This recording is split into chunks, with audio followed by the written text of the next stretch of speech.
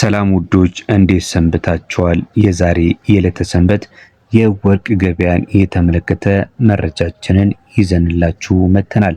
እንደተለመደው እንግዲህ ከ14 ካራት እስከ 24 ካራት እየተሸጠ ያለበትን ዋጋ የምንነግራችሁ ነው የሚሆነው።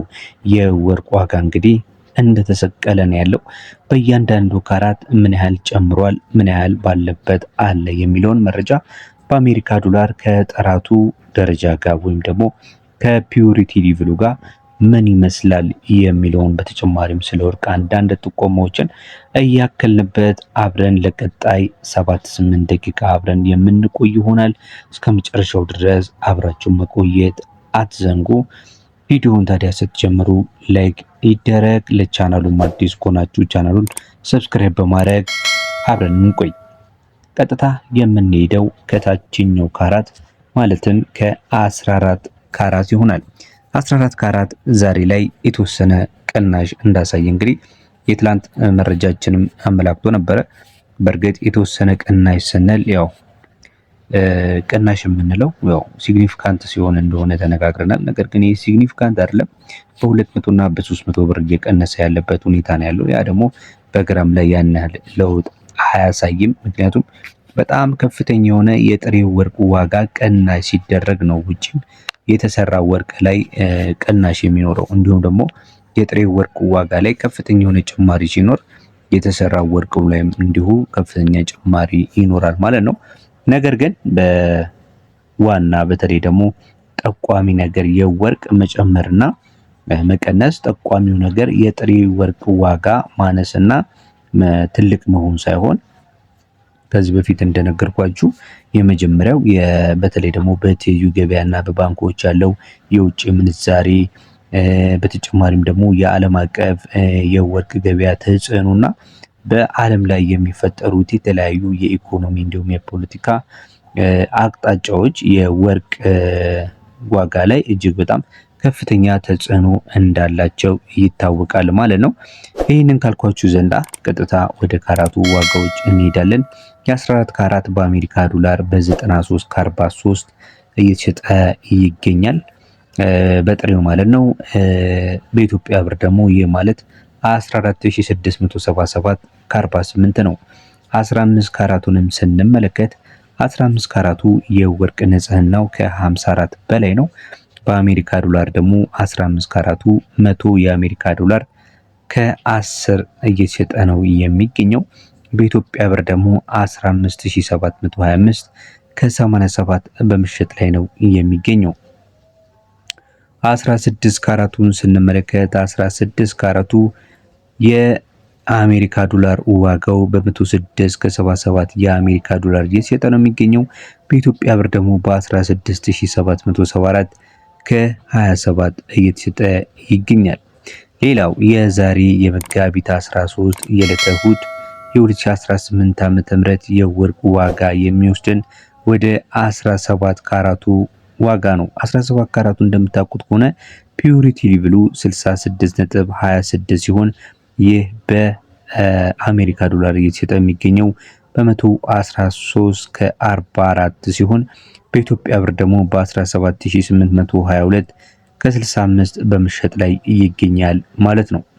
በመቀጠል የ18 ካራቱን ስንመለከት 18 ካራቱ እየተሸጠ የሚገኘው 18 ካራቱ በነገራችን ላይ በዓለም አቀፍ ደረጃ እንዲሁም ደግሞ በሀገር ውስጥ የተለያየ የጥራት ደረጃ እንዳለው እንድታውቁ ፈልጋለሁ።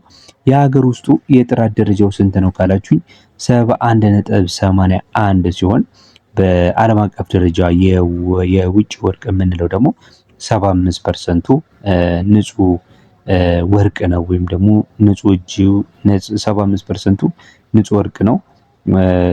ሃልማርኩ ደግሞ 750 የሚል ወርቁ ላይ ምልክት አለበት ማለት ነው። ይህ 18 ካራቱ በተለይ በጥንካሬው እንዲሁም ደግሞ ከለሩን ወደ ተለያየ ወደ ነጭና ወደ ሮዝ በመቀየር የሚታወቅ ነው። በተለይ ደግሞ ጠንካራ ስለሆነ በአውሮፓውያንና በአሜሪካውያን ዘንድ እንዲሁ ተወዳጅነት ያለው የወርቅ አይነት ነው ማለት ነው። በአሜሪካ ዶላር በ120 ከ12 እየተሸጠ ነው የሚገኘው። በኢትዮጵያ ብር ደግሞ በ18870 ከ05 በመሸጥ ላይ ይገኛል ማለት ነው። ተመልካች አድማጮቻችን በመከታተል ላይ የምትገኙት የዛሬን የዕለተ ሰንበት የወርቅ ዋጋ ምን ደርሷል የሚለውን መረጃ ነው በመከታተል ላይ የምትገኙት ማለት ነው።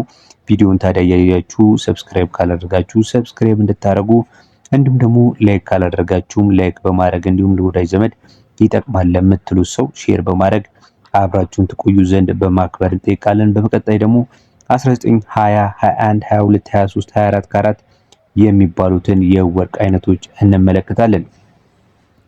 19 ካራቱን ስንመለከት 19 ካራቱ ፒዩሪቲ ሌቭሉ 77.08 ሲሆን ይህ ደግሞ በአሜሪካ ዶላር በመሸጥ ላይ የሚገኘው በ126 ከ79 ነው። በኢትዮጵያ ብርስ ካላችሁኝ በ19919 ከ44 ነው በመሸጥ ላይ የሚገኘው። 20 ካራቱን ስንመለከት 20 ካራቱ የሀገር ውስጡ የንጽህና ደረጃው 82.08 ነው። በአሜሪካ ዶላር ደግሞ በ133 ከ47 በመሸጥ ላይ ይገኛል። በኢትዮጵያ ብር ደግሞ 20967 ከ83 እየተሸጠ ነው የሚገኘው።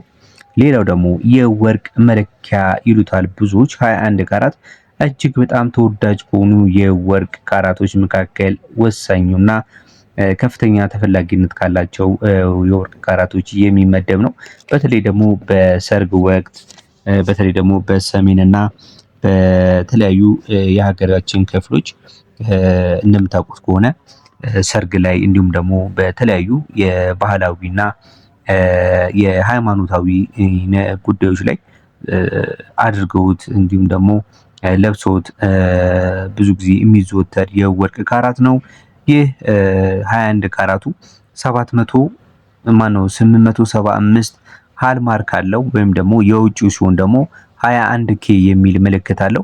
በአሜሪካ ዶላር እየተሸጠ የሚገኘው በስንት ነው ካላችሁኝ 21 ካራቱ በ140 ከ14 የአሜሪካ ዶላር ሲሆን በኢትዮጵያ ብር ደግሞ በ22016 ከ22 ነው በመሸጥ ላይ የሚገኘው።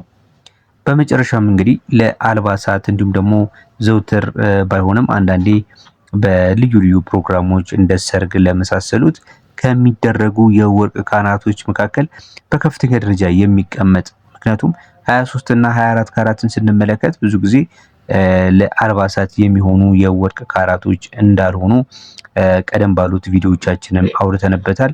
22 ካራቱ ግን በተለይ ደግሞ ከአልባሳቶች ጋር ከሚለበሱ የወርቅ አይነቶች መካከል ትልቁ ነው ማለት እንችላለን። ከ21 ካራት ጋር በተለያየ አይነት በከለርም ብትሉ ወይም ደግሞ በድምቀትም የመመሳሰልና የመቀራረብ አዝማሚያ አለባቸው። የወርቅ ንጽህናቸውም ይህን ያህል የሚራራቅ አይደለም። የሀገር ውስጡ ፒዩሪቲ ሌቭል 22 ካራቱ ስንት ነው ስንል 91.39 ሲሆን በአሜሪካ ዶላር እየተሸጠ የሚገኘው 22 ካራቱ በ146 ከ81 ነው። በኢትዮጵያ ብር ደግሞ 23064 ከ61 እየተሸጠ ይገኛል ማለት ነው። በመቀጠል ደግሞ 23 ካራቱን ስንመለከት 23 ካራቱ ፒዩሪቲ ሌቭሉ 95.73 ሲሆን በአሜሪካ ዶላር በ153 ከ49 ነው በመሸጥ ላይ የሚገኘው። በኢትዮጵያ ብር ደግሞ 24113 በመሸጥ ላይ ይገኛል ማለት ነው። በመጨረሻም እንግዲህ የአንድ ወቄት ወርቅ ወይም ደግሞ የ24 ካራት በውጭው 999.9 የሚባለውን ንጽህና ያለውን ይሄ ኦልሞስት 100% ንጹህ ወርቅ ነው። እንደዛም ከመሆኑ ጋር ተዳምሮ እንግዲህ በቀላሉ ሊተጣጠፍ የሚችልና በጣም ስስ የሆነ የወርቅ አይነት ነው።